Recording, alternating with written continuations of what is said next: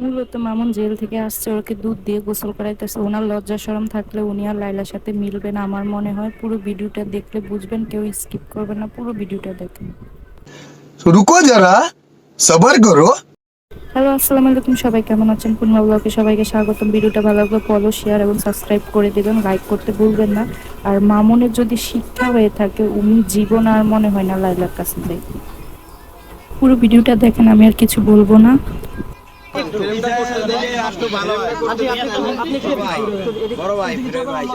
এদিকে ঘুরে যান। হ্যাঁ, সুন্দর। পিছিয়ে যাও না। এটা কই লাগাবেন?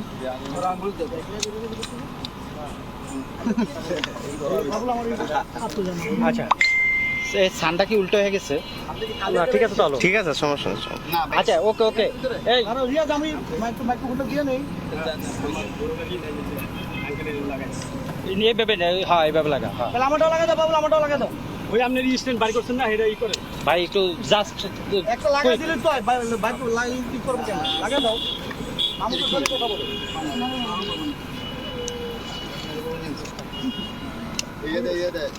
আমার মোবাইলটা দেন না। কার মোবাইল? এটা সাইডে দাও। ভাই। এই যে প্যাকেট দেওয়া কানা বেতন ভাই তো ঢুকে গেলেন। দুই তিনটা হাতে রাখবে সামনে লয়ে আছে ধরেন এই যে এই একটু সামনে বাহ। এই মন ভাই একটু পিছনে এনে ময়লা ওকে ওকে। আর যাও না, আর দরকার নাই, আর দরকার নাই মামুন, আর যাওয়ার দরকার নাই। এই আচ্ছা, এই রেডি সবাই? হ্যাঁ রেডি। ঠান্ডা হয়ে গেছে উল্টা সামনে হয়ে গেছে বন্ধু, এদিকে দেন। দরকার কি এই পাশে ঘুরাই নিন। মামুন একটু ঘুরাই নিন। মামুন, আমরা এই পাশে দাঁড়াই। এই এইদিকে দাঁড়াই। তৎক্ষণ আছে তোরে ভাই। না না, এইদিকে দাঁড়াক দাঁড়াক। শান্ত মিডিলে আছে। খালি এই যে এবার কি লাগে ভাই একটু টাকা দে। এই আরিফ রে, এই পাশে আরিফ আয়। হয়েছে এখন সুন্দর হয়েছে। ভাই ফোনটা ধরো তো। এই রেডি, এই মামুন যাও। রেডি। আমরা কথা না বলি। ভাই একটু আঙ্কেলকে পাশে দেন। পাশে আছে, এই তোর পাশে আছে। চলে আসে পিছনে।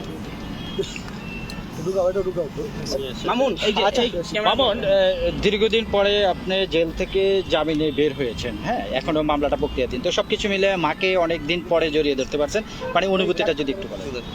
এটা আমার লাইফের বেস্ট এভার ফিলিংস, যেটা হচ্ছে যে আমি বলে প্রকাশ করতে পারবো না, এত ভালো লাগতেছে।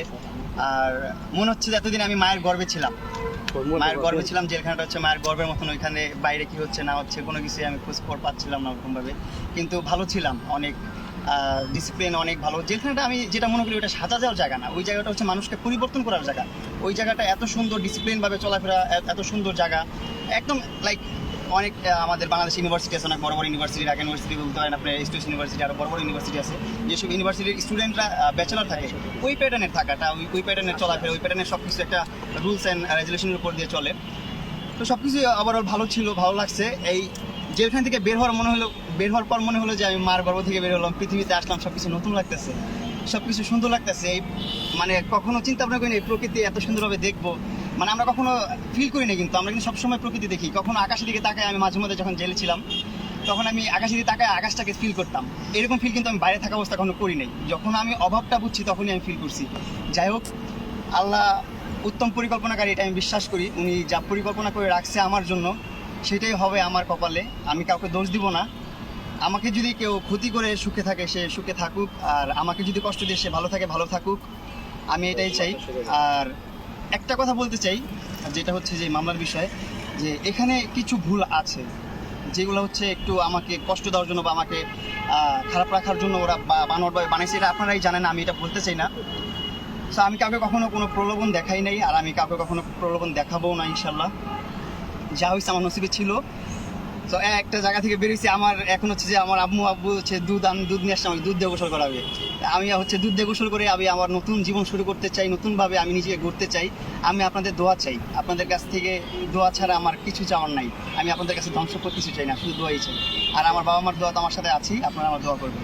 একটু জানতে চাই ভাইয়া, যে আপনি জেলে কাটানো সেই মুহূর্ত মুহূর্তগুলো আসলে আমরা প্রতিনিয়ত তো জেলে আসছি, যে জেলে একটা মানে যারা থাকেন তাদের সেই মুহূর্তগুলো খুবই কষ্টের কাটে, মানে আপনার আসলে ওখানে কেমন কেটেছে? ওইটাই বললাম যে মায়ের গর্ভে ছিলাম, এরকম ফিল হয়েছে যে বাইরের কোনো আলো বাতাস, বাইরের কোনো চিন্তা ভাবনা এরকম ছিল না। কিন্তু ভিতরের যে ডিসিপ্লিনটা আপনারা বাইরে থেকে যেটা অনুভব করেন, ফিল করেন, ভিতরে কিন্তু ওইরকম না। ভিতরে কিন্তু একদম ইজি, ভিতরে সব কিছু আছে, আপনি সব কিছু করতে পারবেন, ভিতরে সব লিগেল করতে পারবেন, ইলিগেল কোনো কিছু করতে পারবেন না। ভালোভাবে চলতে পারবেন, ভালোভাবে থাকতে পারবেন। আপনি ওইখানে জিম আছে, শিক্ষালয় আছে, আপনার বিদ্যালয় আছে, তারপর আপনার আরও রেস্টুরেন্ট, ক্যান্টিন সব কিছু আছে, এভরিথিং এখানে আছে, সব কিছু পাবেন, সেলুন আছে, সব কিছু আছে, সব ধরনের সুযোগ সুবিধা এখানে আছে আপনারা পাবেন। একটু ঈদের দিনটা কেমন কাটছিল? ব্যাপারগুলো ঈদের দিন মানে আলহামদুলিল্লাহ।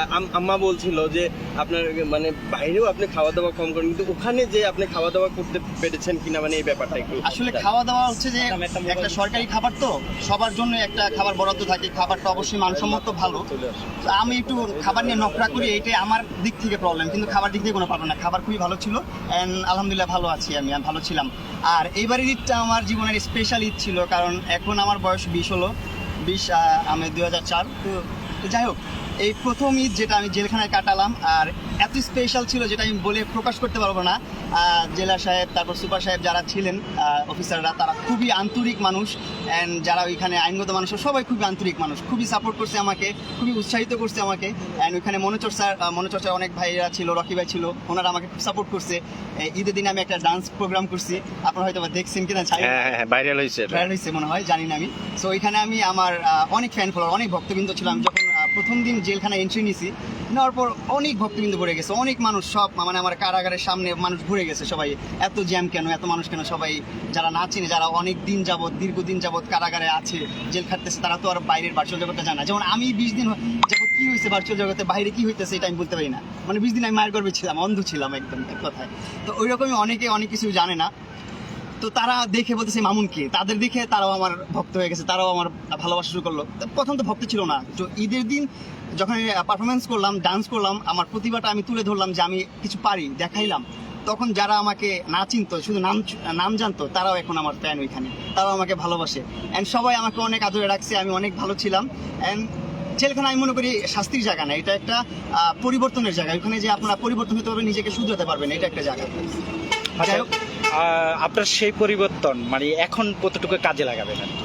ইনশাল্লাহ আমি চেষ্টা করব। আমি ছোট মানুষ, আমার বয়স 13 থেকে আমার সংসারটা চালাই আমি। আমার বাবা, আমার মা সবাই আছে, ওনাদেরকে আমি ইচ্ছা করে আমি ব্যবসা করতে দিই না। আমার বাবা কিন্তু ব্যবসার প্রতি অনেক মানে ফ্যাসিনেশন, ওনার ব্যবসা করতেই মন চায়, টাকা লস হোক যাই হোক, মানে মাগনা যে মাল দিয়ে আসে, তারপরও ব্যবসা করতে চাই, তারপর আমি দেই না, কারণ হচ্ছে ওনাদের অনেক বয়স হয়েছে। তা আমি চিন্তা করছি আমার ফ্যামিলি আমি চালাবো। আমি বয়স 13 থেকে আমি আমার সংসারটা চালাই, আজকে 7 বছর আমি সংসারটা আমি রান করতেছি। আমার বাবা মা, ভাই বোন, ভাবি, বাস্তি এরা আছে, এদেরকে নিয়ে আমি চলতেছি। আমি চাই আমার জীবনটা নিয়ে আমি এভাবেই চলতে, এইভাবেই লাইফটা পার করে দিতে চাই, আমার বাবা মার মুখে হাসি রেখে। আর কারো ঘৃণার পাত্র হতে চাই না, আমি সবার ভালো পাত্র হতে চাই, সবার দোয়া চাই, আমি আর কিছু চাই না। যেই মামলায় আপনি জামিনে বের হয়েছেন, জি, বা কারো উদ্দেশ্যে আপনি কোনো কিছু বলতে চাচ্ছেন কি? না, আমি কারো উদ্দেশ্যে কিছু বলতে চাই না, আমি কাউকে বদনামও করতে চাই না, কারো দোষও দিতে চাই না। এটা আমার নসিবে ছিল, আল্লাহ তাআলা আমার কপালে রাখছে। আপনারা শুনলে অবাক হবেন, ওইখানে তো অনেকের কাজ কাম নাই, কিছু করতে পারে না কেউ। আমি তো ওইখানে আজেরাই ছিলাম, 5 ওয়াক্ত নামাজের মনে করেন নামাজি ছিলাম। ঠিক আছে, এইটা আমি চেষ্টা করবো চালায় যাওয়ার জন্য। যখন আমি আল্লাহর উপর ভরসা রেখে, আর কিছু না, উনি যা করবে ভালো করবে আমার জন্য, এটাই আমার। আমি একটু আন্টির কাছে এবারকার কোরবানির ঈদ, জি, মা বাবাকে ছাড়া জীবনের প্রথম ঈদ করলেন জেলখানায়। মা বাবাকে নিয়ে তো জন্মের পর সব ঈদগুলোই করছি, এটাই বললাম। মা বাবাকে নিয়ে জন্মের পর সবগুলো ঈদ করছি, কিন্তু এইটা একটু ডিফারেন্ট ছিল। এটা একটু জেলখানার যে বন্দি মানুষগুলো আছে তাদেরকে নিয়ে করছি। যারা এমন মানুষ আছে যারা হচ্ছে আমাকে 17 সালে ফলো করতো, তারা তারপর থেকে জেলখানায়, তারপর থেকে আমাকে দেখে নাই, প্রথমবার জেলখানায় দেখলো এতদিন পর। তাদেরকে নিয়ে উৎসব করছি, ঈদ করছি, ভালো লাগছে, খারাপ লাগে নাই অতটা। উৎসবের মধ্যে বাবা মার কথা, বাবা মাকে তো অবশ্যই মিস করছি, তাদের জন্য চোখের অশ্রু মনের অজান্তেই চলে আসছে চোখ দিয়ে। এগুলার বলে প্রকাশ করার তো কিছু নাই। মা বাবার জন্য সবসময় একটা সবসময় মনের অন্তরস্থলে থাকে। আচ্ছা, আমরা শেষ করবো, একটু যদি বলি যে আমি আজকে কিন্তু চমৎকার একটা হাসি দেখতে পাচ্ছি, মানে আপনার দুই পাশে দুইজন মানুষ আছে, কিন্তু গত 20 দিন ধরে কিন্তু এই জিনিসটা দেখিনি। আংটি আজকে মনে হয় ভোর 5টা থেকে এখানে এসে উপস্থিত। তো আংটি, এই যে সন্তানকে দুধ নিয়ে আসছেন গোসল করার জন্য, আসলে কি কেন একটু যদি বলেন। ইয়া সাদ্দাম মোবাইলটা আছে ছিল না ভাইয়া ভাইয়া একটু ওই পাশে যান ওই পাশে যান ভাই দাঁড়ান নাংজি দাঁড়ান একটু ওই পাশে না গেলে হবে না হ্যাঁ হ্যাঁ, একটু একটু শেষ করে দেবেন। হ্যাঁ জি বলেন। এই যে এই ইয়া সাদ্দাম মোবাইলটা এই সমস্ত আসে নেই, মানে আমার মনে টানছে যে আমি এখান থেকেই ওরে গোসল করে বাসায় নিয়ে নিব। এই কারণে আমি গাড়িটা দাঁড়া করাইছি আর তোমাকে দাঁড়া করাইছি, আমি এই জায়গাতে গোসল করে নিয়ে যাবো।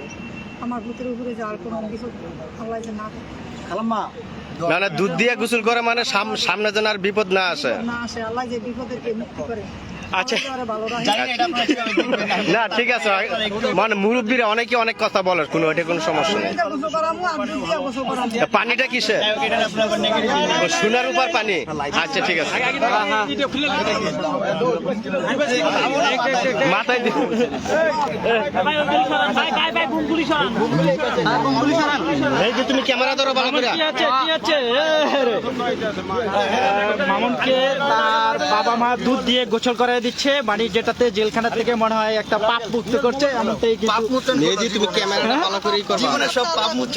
হ্যাঁ আল্লাহ যে আল্লাহ এই বুমগুলির কাছে আচ্ছা এই মজা আছে তো দুধটা। হ্যাঁ আমি একটু খেয়ে দেখো তো আন্টি এখন দেখতেছি আবার পানি দিচ্ছেন, এটা কোন কিসের পানি? সোনার উপর পানি দিয়ে পাপ মোচন করছে, যে আপনারা যাকে এতদিন প্রিন্স মামুন যাকে দেখতেন তাকে কিন্তু আজকে নতুন আর প্রিন্স মামুনের জন্ম হলো মনে হচ্ছে নাকি? হ্যাঁ আপনারা কি ওইটা আবার নেগেটিভলি নেবেন না। আমার বাবা মা এটা বলছেন আমি আমরা আগে জানতাম যদি কোনো বিপদে থাকে হ্যাঁ। তাহলে এই সোনার উপর পানি দিয়া দুধ দিয়া গোসল করে ঘর উড়াইলে বিপদের মানুষ। আমার আম্মু অনেক সময় অনেক কথা বলে ফেলে ভুল করে। আপনারা এটা আপনারা নেগেটিভলি নেবেন না, আপনারা একটু আমার মার কথাগুলো একটু নরম ভাবে নেবেন। অনেক সহজ সরল বুমগুলো কাছে নেন ভাই। এই বুমগুলো কাছে নেন বুমগুলো একটু দেন, বুমগুলো একটু কাছে। বুমগুলো দেন, অনুমতিটা একটু শুনি। একটু একটু একটু সাইডে রাখেন। আরেকটা কই? হ্যাঁ বলো বলো বলতে থাকো মেহেদি বুম আর বোন ধরছে তো। বলেন। আচ্ছা, আমি যেটা বলতেছিলাম এইসব বিষয় নিয়ে আপনারা আবার হাসি ঠাট্টা করেন না। যা করতেছে আমার বাবা মা, আমার বাবা মা খুবই সহজ সরল একজন মানুষ। And আমি একজন সহজ সরল পরিবারের সন্তান। অনেক ভুলই করছি আমি, আমার বয়সটা মাত্র 20। আমি 13 বছর বয়স থেকে যেহেতু স্ট্রাগল করি, অনেক ভুল ত্রুটি করি, আপনারা ক্ষমা সুন্দর দৃষ্টিতে দেখবেন। অ্যান্ড আমার মা অনেক কথাই বলে ফেলে, চিন্তা ভাবনা করে আমার ছেলের ভালো হবে, আমার ছেলের উপকার হবে, কিন্তু ওইটা যদি আপনারা নেগেটিভলি নিয়ে নেন, ওইটা যদি আমার অপকার হয়ে যায়, সেটা আপনারা একটু খেয়াল রাখবেন, একটু দোয়া রাখবেন আমার জন্য, এইটাই আপনাদের কাছে আচ্ছা মামুন ভাই, একটা ছোট্ট প্রশ্ন ছিল। সকাল থেকে আমরা বেশ কয়েকবার দেখলাম যে লায়লা এসে এখানে অপেক্ষা করছেন, তো এরকম যদি কোনো পরিস্থিতির সৃষ্টি হয় বা ভালোবাসার টানে তার কাছে ফিরে যাওয়ার কি কোনো সম্ভাবনা আছে কিনা? এই প্রসঙ্গ নিয়ে এখন আমি আর কথা বলতে চাচ্ছি না ভাইয়া। না দেখলাম অনেকক্ষণ যাবত তিনি অপেক্ষা করছেন আপনার জন্য। Okay okay, thank you Mamun, thank you Mamun. আমার বাবার জন্য আমার জন্য ভাই বোন, দোয়া রাখবেন সবাই। আল্লাহ ওকে, আল্লাহ হাফেজ। ভাই যা ভাই যা ভাই নিয়ে